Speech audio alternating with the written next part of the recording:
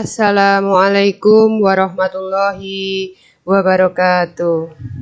Selamat menjalankan ibadah puasa untuk anak-anakku semuanya. Semoga Allah senantiasa memberikan kesehatan kepada kita semuanya sehingga kita bisa menjalankan ibadah puasa ini sampai dengan akhir nanti ya. Dan semua amal ibadah kita yang kita lakukan mendapatkan imbalan dari Allah, mendapatkan rahmat, mendapatkan berkah dan hidayahnya. Allahumma amin. Anak-anakku, pada kesempatan kali ini Ibu tidak memberikan pembelajaran matematika ya.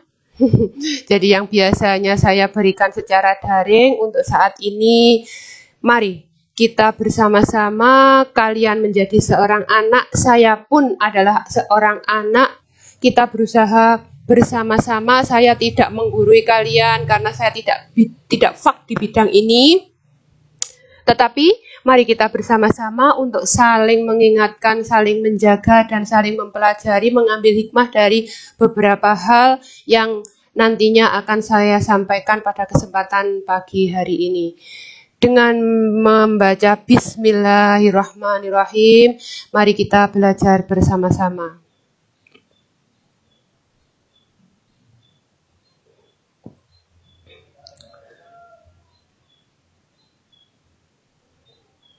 Ya, pada kesempatan kali ini Bu Nur akan menyampaikan hal yang terkait dengan anak solih atau solihah. Jadi kita akan belajar bersama tentang ciri anak yang solih dan anak yang solihah.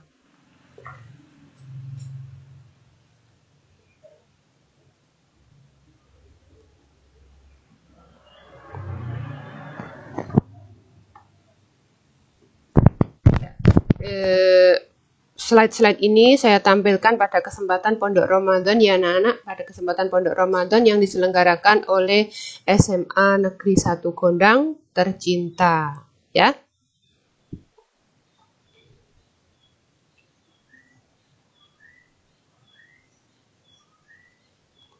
Baik, saya bacakan terlebih dahulu. Ini pengantarnya ya.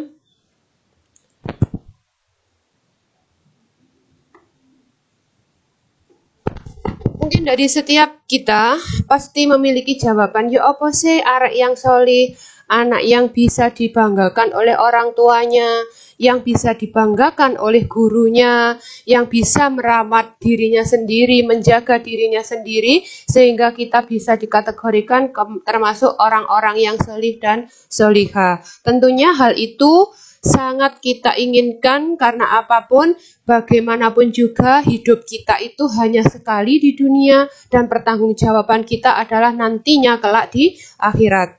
Dan bagaimana pertanggungjawaban kita, salah satu caranya untuk kita adalah berusaha menjadi anak yang soleh dan solehah dalam kehidupan ini. Nah, bagaimanakah kehidupan anak yang soleh dan solehah dalam Islam? Mari kita simak beberapa nasihat Islam yang akan saya sampaikan berikut ini.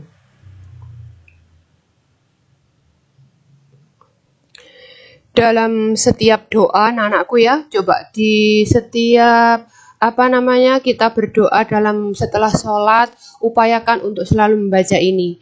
Rabbana hab lana min azwajina wa dzurriyyatina qurrata a'yun waj'alna lil muttaqina imama. Itu seperti apa yang dinyanyikan oleh almarhum Ustadz Uce ya.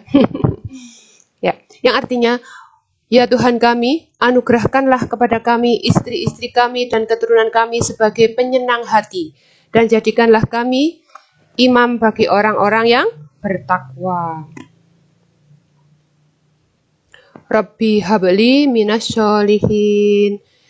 Ya Tuhanku, anugerahkanlah kepadaku seorang anak yang termasuk orang-orang yang soleh. Amin. Jadi ini adalah doa kita. Upayakan ya anak-anak, setiap selesai sholat apapun, sholat wajib, sholat sunnah, itu kita berdoa, diselipkan ini, dua doa ini.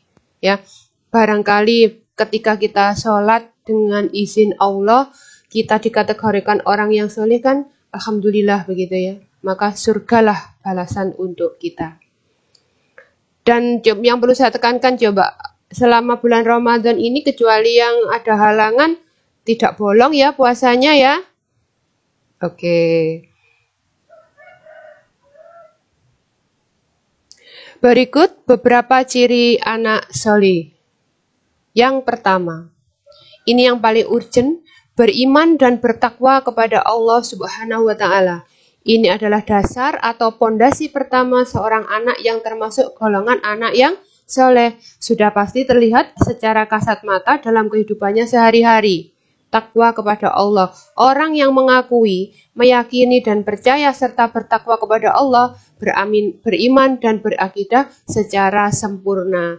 Jadi ketika kita beriman dan bertakwa kepada Allah merupakan ciri mendasar yang harus kita punyai dalam diri dan hati kita. Ketika kita sudah yakin, kita sudah mempercayai Allah sebagai satu-satunya Tuhan kita, maka kita berusaha untuk mengaplikasikannya itu dalam kehidupan, dalam pelaksanaan apa yang kita kerjakan di keseharian. Ya, selalu bawalah nama Allah di dalam hati kita.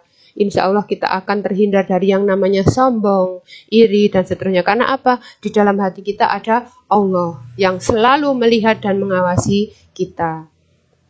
Kemudian yang kedua, cinta kepada Allah dan Rasul-Nya. Ya, otomatis kalau kita bertakwa kepada Allah karena Rasul ini adalah utusan Allah, kita juga harus mencintai Rasul-Nya. Mencintai Allah dengan tidak menduakannya dan mengikuti apa yang telah diperintahkannya, serta menjauhi apapun yang telah dilarangnya. Itu adalah orang-orang yang bertakwa. Mengikuti sunnah-sunnah Rasul, bersolawat kepada Rasul, dan selalu merindukan Rasul beserta keluarga dan para sahabatnya. Nah, salah satu bukti cinta kita kepada Allah dan Rasul-Nya bagaimana? Apa salah satunya? Ya, yang kamu jalankan ini, yang kamu jalankan saat ini adalah ibadah puasa Ramadan. Itu salah satunya. Jadi, kalau puasa Ramadan ya puasa saja. Jangan diniatkan, aku kok puasa Ramadan, cik awakku langsing. Jangan seperti itu. Nawa itu saja menjalankan perintah Allah. Ikhlas lillahi ta'ala. Ketika kita berpuasa karena Allah, berusaha untuk menjalaninya secara ikhlas, otomatislah kalau kita yang namanya berpuasa ya, makannya dikurangi, minumnya dikurangi dalam durasi 30 hari, otomatis kan berat badan menurun. Itu bonus saja, tapi jangan dinawa itu ketika kita berpuasa, aku cek mudun awakku berat badannya misalnya. Nah, itu sudah hal yang tidak benar. Juga kalau kita nawa itu puasa misalnya, kita mengaku cinta Allah dan Rasulnya, tapi ketika puasa awane poso, bengine ya padha ae begitu. Bengine apa? Bengine mangane dilos, tidak menjalankan sunah-sunahnya. Nah, itu eman begitu, eman. Artinya apa? Mumpung kita berada di bulan Ramadan, malamnya sempurnakan dengan salah satunya misalnya kita menjalankan ibadah salat tarawih. Syukur-syukur malamnya bangun malam sebelum sahur itu kan ya coba diterapkan. Sahurnya katakanlah jam 2:30 atau jam 3. Nah, setelah sahur atau sebelum sahurnya, upayakan juga untuk mendekatkan diri kepada Allah. Mumpung bulan Ramadan, jangan lupa juga untuk selalu membaca kitab Allah, yaitu Al-Quran. Jangan dilewatkan, karena kita berada di bulan yang mulia. Baik, kemudian yang berikutnya adalah menjaga sholat dan ibadahnya. Anak-anak, ojo hanya sholat itu ketika pas waktu puasa. Kalau hari-hari biasanya bolong-bolong begitu. Coba kalian sudah sudah akil balik semuanya. Ya, usianya minimal sudah 14, 15, 16, ya, bahkan ada yang sudah 17 begitu. Itu sudah berkewajiban. Artinya apa? Ketika kamu tidak menjalankan ibadah sholat, maka pertanggungjawabanmu adalah secara langsung kepada Allah. Lah pokok gak sholat, lah pokok gak puasa, lapor dan seterusnya begitu. Orang tuamu hanya punya kewajiban untuk mengingatkan kamu, sementara sholatmu, ibadahmu itu sudah merupakan pertanggungjawaban langsungmu kepada Allah. Dan pertama yang nantinya akan dihisab oleh Allah itu adalah sholatmu. Jadi upayakan ketika kita berada di masa penggembelengan, yaitu di bulan Ramadan ini sholatnya tertib. Nanti setelah Ramadan selesai, ya diharapkan seperti itu, karena ketika penggemblengan kita sudah lulus, kemudian hari raya Idul Fitri balik mana sholatnya bolong-bolong, jangan ya. Jadi anak-anak yang soleh terlihat dari bagaimana ia menjaga sholatnya, mendirikan sholat dengan penuh khusyuk, tumak nina atau tidak terburu-buru dalam sholat. Jadi harus tumak nina. Ojo nek pas sholat itu jabil-jabilan karo koncone ceples-ceplesan. Iki sholat gak dulinan begitu. Karena beberapa saat yang lalu dulu sebelum kita pandemi itu saya melihat anak-anak ketika sholat berjamaah yang belakang itu loh, wong imam wis takbiratul ihram, wis membaca surat, arek sing mburi apa jawil-jawilan mbek koncone dadakno, ya Allah gitu ya. Jadi tidak diperkenankan yang seperti itu, dosa ora sah salate. Memperbanyak ibadah sunnah seperti sholat sunnah, puasa sunnah, menghidupkan malam-malam untuk beribadah, membaca, syukur-syukur menghafalkan Al-Quran. Nah ini benar juga belum bisa ya. Semoga kalian bisa untuk ini menghafalkan Al-Quran serta mengamalkannya. Tuh. Nah ini yang paling penting juga anak-anak, tidak kalah pentingnya adalah berbakti kepada kedua orang tua. Seperti menghormati kedua orang tua, berbuat baik, sopan santun, ramah, patuh pada perintah keduanya selagi tidak bertentangan dengan ajaran agama. Lemah lembut dalam bertutur kata, tidak membentak. Itu tidak boleh ya.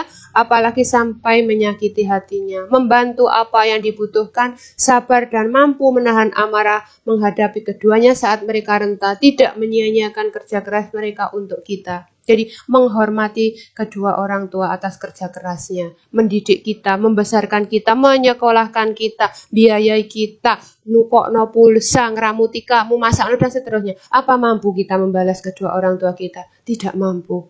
Apapun, sekaya apapun kita, kasih sayang orang tua tidak akan pernah mampu terbalaskan oleh kita. Nah, oleh karena itu, hormatilah keduanya. Sopan santun, ojo bentai nang ibu nih. Ya, lemah lembut dalam bertutur kata.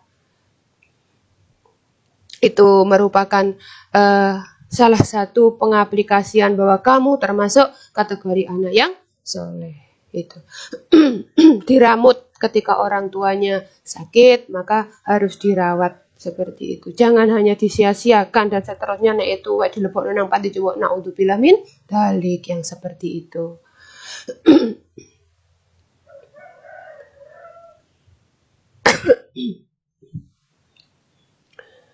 Berikutnya, cinta terhadap ilmu. Ilmu yang dimaksud ilmu apa?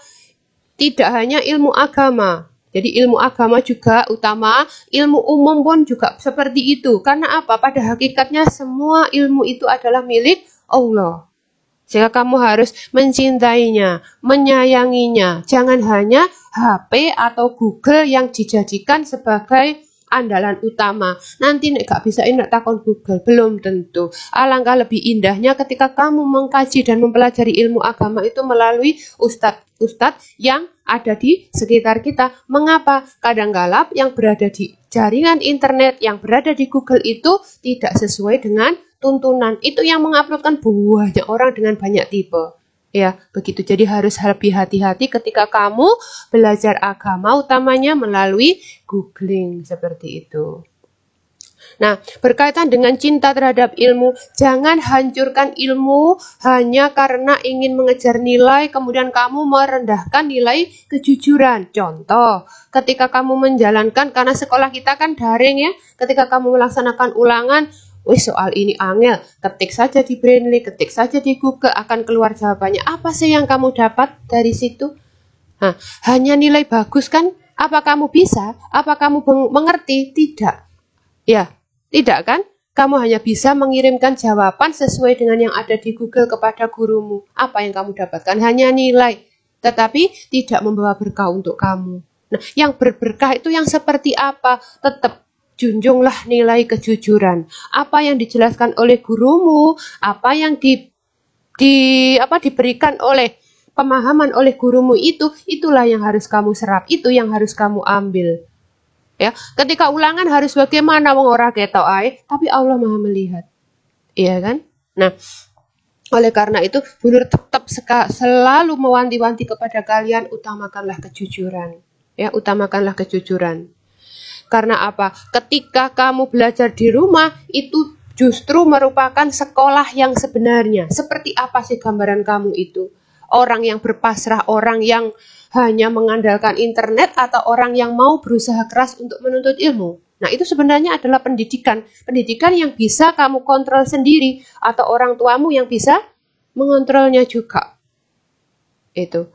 Selama kita pembelajaran daring, memang model pembelajarannya seperti itu, sehingga kamu harus bisa lebih bijak mensikapinya, supaya ilmu yang kamu dapatkan tetap berkah. Intinya kan di sana ketika kita belajar untuk menuntut ilmu itu. Kemudian yang berikutnya adalah selalu mendoakan kedua orang tuanya. Orang tua yang didoakan, orang tua yang dihargai oleh anaknya itu sangat senang sekali, sangat berbahagia. Ya, selalu mendoakan kalau orang tuanya masih hidup maupun sudah tiada. Ojo hanya mendoakan orang tuanya sudah tiada. Ketika masih hidup didoakan juga. Begitu. Justru ketika beliau masih hidup kita doakan, insya Allah beliau itu juga akan mendoakan kita sehingga kita bisa mencapai hidup yang diridhoi oleh Allah. Kan kita senang kalau seperti itu, ya.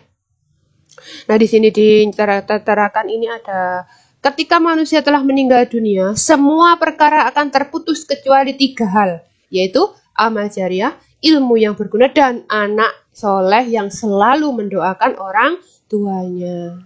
Ya, maka sebagai orang tua tugas utamanya adalah menjadikan anak-anak agar soleh dan solihah. Tentunya tidak ada orang tua yang tidak menginginkan anaknya menjadi baik, menjadi anak yang soleh dan solihah. Makanya ketika kamu diperintahkan orang tua untuk berbuat baik selagi tidak untuk menyelewengkan aturan Allah, ikuti itu. Jadi di sana ya, jadi tawaduk atau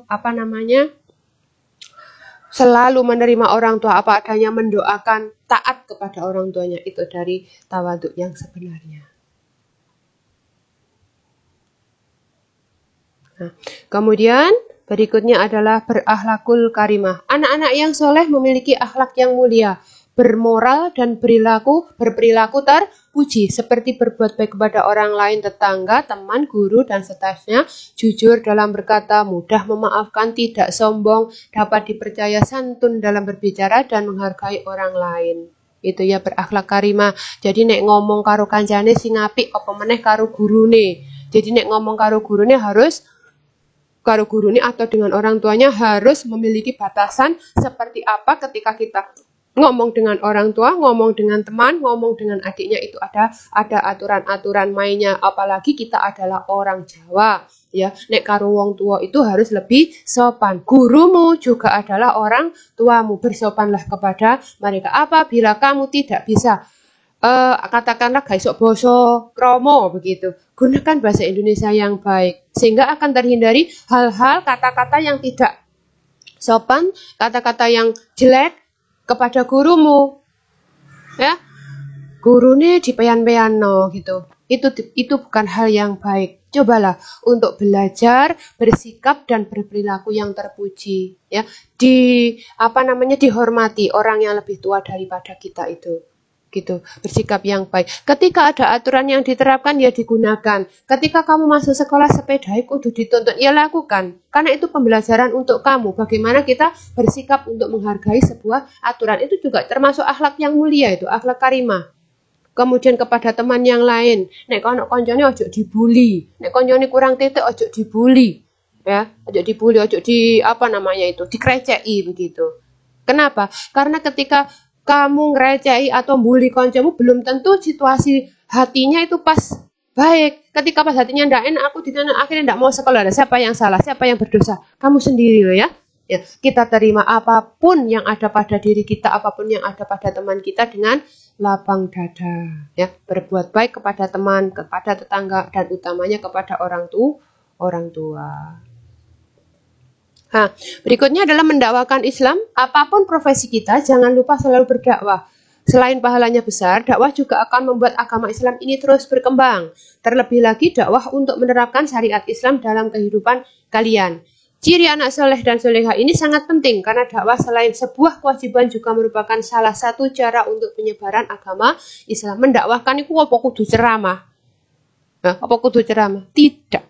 Ketika kamu memberikan contoh, berbuat baik, kamu sholat tepat waktu, kamu sholat tarawih dan seterusnya, itu salah satu cara kita untuk mendakwahkan.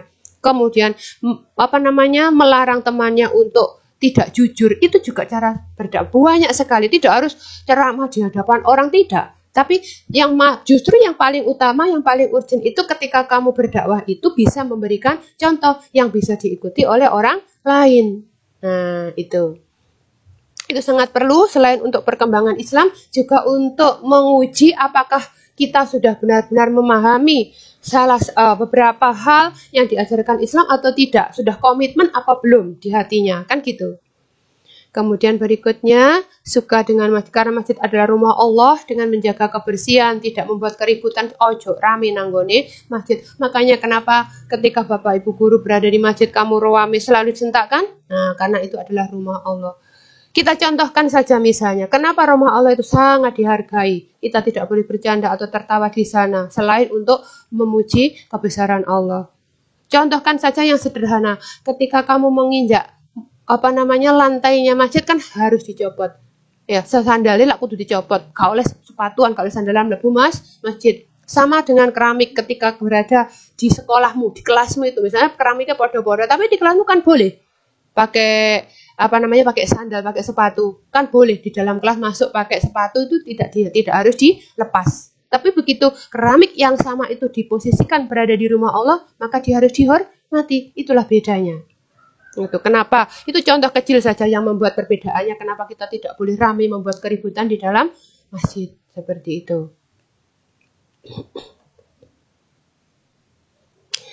Kemudian ini cinta dan sayang kepada fakir miskin, anak telantar, anak yatim, dengan memberikan bantuan sesuai dengan keperluan mereka dan peduli serta tidak mencemooh atau mengolok-olok mereka, karena mereka juga adalah hamba Allah. Menyumbang untuk anak yatim, menjenguk mereka saat sakit, baik di rumah sakit atau pada saat sudah di rumah, dan berbagai aktivitas lain. Jadi peduli kepada sesama kita, apalagi orang-orang yang berada di bawah kita.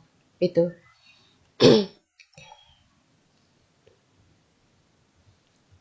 Nah, ini beberapa surat yang mendasari bagaimana kita harus berbakti atau menjadi anak yang soleh. Dan sungguh, surat Luqman ayat 12, dan sungguh telah kami berikan hikmah kepada Luqman, yaitu bersyukurlah kepada Allah. Dan barang siapa bersyukur kepada Allah, maka sesungguhnya dia bersyukur untuk dirinya sendiri. Dan barang siapa yang tidak bersyukur atau kufur, maka sesungguhnya Allah Maha Kaya lagi Maha Terpuji. Jadi intinya di sini kita diperintahkan untuk senantiasa bersyukur apapun kondisi kita. Dan ingatlah ketika Luqman berkata kepada anaknya, ketika dia memberi pelajaran kepadanya, wahai anakku, janganlah engkau mempersekutukan Allah. Sesungguhnya mempersekutukan Allah adalah benar-benar kezaliman yang besar.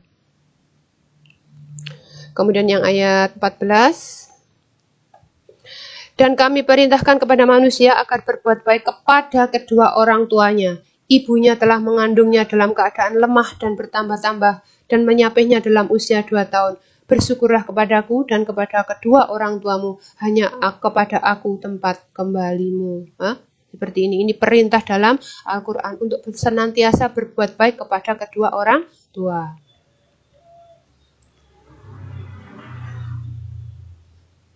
Kemudian saya bacakan lagi terjemah surat Luqman ayat 16.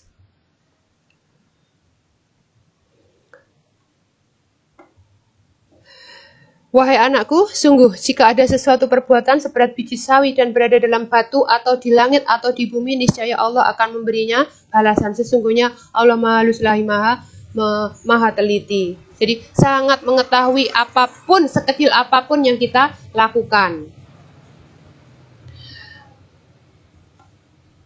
Wahai anakku, laksanakanlah sholat dan suruhlah manusia berbuat yang ma'ruf dan cegahlah mereka dari yang mungkar. Dan bersabarlah terhadap apa yang menimpamu. Sesungguhnya yang demikian itu termasuk perkara yang penting. Jadi ini surat yang mendasari kita untuk senantiasa menjadi anak yang soleh, ya, yang berbakti kepada kedua orang tuanya. Dan janganlah kamu memalingkan wajah dari manusia karena sombong. Dan janganlah berjalan di bumi dengan angkuh. Sungguh, Allah tidak menyukai orang-orang yang sombong dan membanggakan diri. Sopon. Ketika ketemu teman, ketika ketemu gurumu, sopon. Minimal dengan senyum. Assalamualaikum, begitu. Nah itu, ya. Dan sederhanakanlah dalam berjalan dan lunakkanlah suaramu, sesungguhnya seburuk suara ialah suara keledai. Nah, nek guyu jok get-get ya. Jadi disederhanakan. Nah, ini juga sangat penting. Laqad kana lakum fi Rasulillahi uswatun hasanah Lamang kana yarjullaha wal yawmal akhir wa dzakarallaha katsira. Sesungguhnya telah ada pada diri Rasulullah itu suri tauladan yang baik bagimu, yaitu bagi orang yang mengharap rahmat Allah dan kedatangan hari kiamat, dan dia banyak menyebut nama Allah. Al-Ahzab ayat 21. Jadi itu bahwa satu-satunya contoh kita yang paling utama, yang paling penting, yang harus menjadi suri tauladan kita adalah Rasulullah. Sungguh dalam diri Rasulullah itu suri tauladan untuk semua kita dalam setiap aktivitasnya. Syukur kalau kita bisa mencontoh dan meniru apa yang sudah dilakukan oleh Rasulullah. Nah, anak-anak, dengan pembelajaran seperti ini diharapkan kalian bisa lebih memperbaiki diri, lebih taat kepada kedua orang tua, menjalankan ibadah-ibadah dengan sebaik-baiknya, dan bisa mengamalkan sedikit walaupun sedikit apa yang kita punyai.